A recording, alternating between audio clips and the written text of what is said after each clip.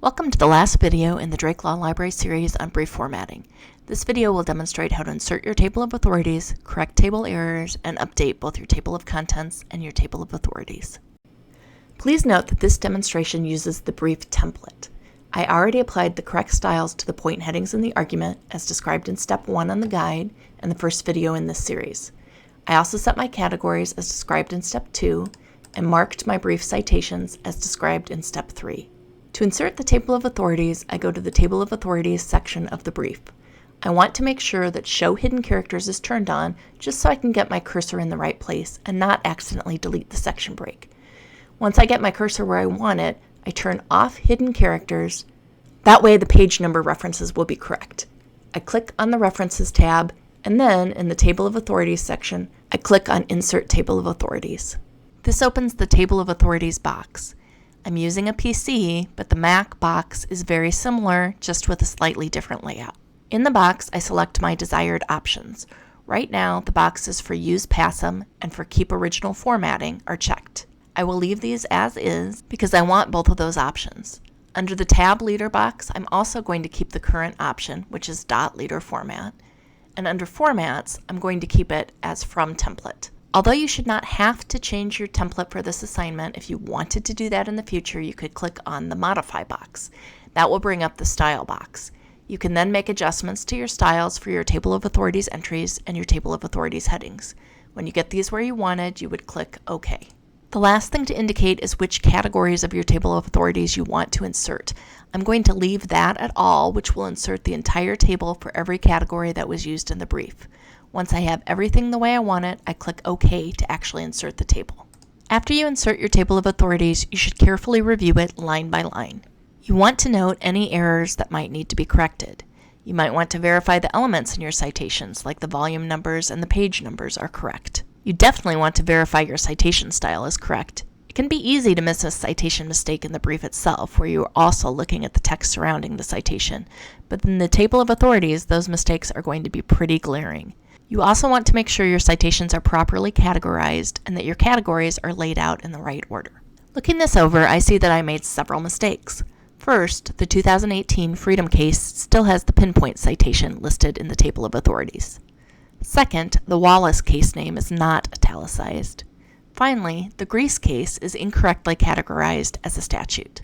Some of these mistakes, like the missing italics for the Wallace case, will appear in the text of the brief itself.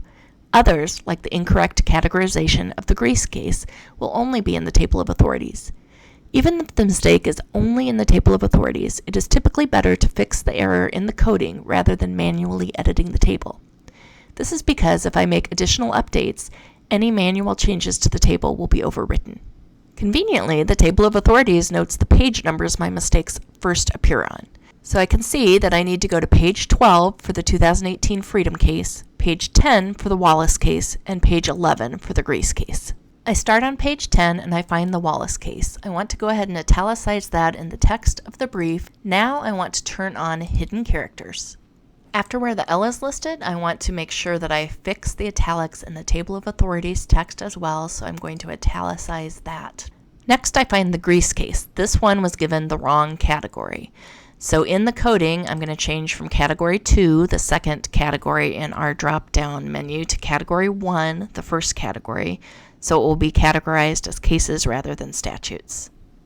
Finally, I find the 2018 Freedom case. This is the one where I still had the pinpoint in the Table of Authorities. So in the coding, I can get rid of the pinpoint right there, and I fixed that last mistake. With all that done, I return to the Table of Authorities, and the first thing I want to do is make sure that hidden characters is turned off. Note I've also clicked into this and it selects only one category at a time. I could position my cursor on the side and manually select the entire table if I wanted to update everything at the same time, but I'll just update cases and then statutes. So in the References section, in the Table of Authorities section, with cases highlighted, I can click Update Table. And we now see that the 2018 Freedom case no longer has the pinpoint. Grease has been added under the cases category, and Wallace is now italicized. Scrolling down, I still need to fix the statutes category because Grease also appears under that. So I click into that category and click Update Table, and now Grease is no longer listed as a statute. After fixing these mistakes, I can go back to the beginning of the table of authorities and again review the table. If I note other mistakes, I can continue to fix them in this way.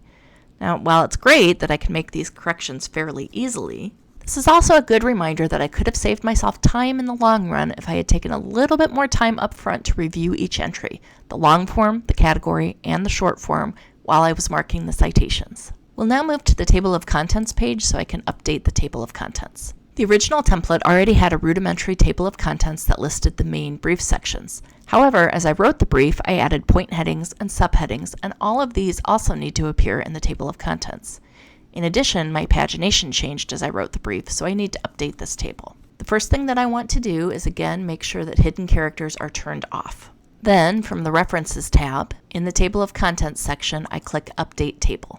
This brings up the pop-up box. I click on Update Entire Table and then click OK. At this point, I can make any necessary updates to the table. This should only be necessary if your professor requested special formatting for the table of contents. If you do make any manual edits, just remember that if you later update the table, the manual edits will disappear. So you don't want to do this level of work until the very, very end. Once you get all the front matter exactly as you want it, you are done with your formatting. Congratulations! Thanks for watching these videos, and remember to reach out with any questions.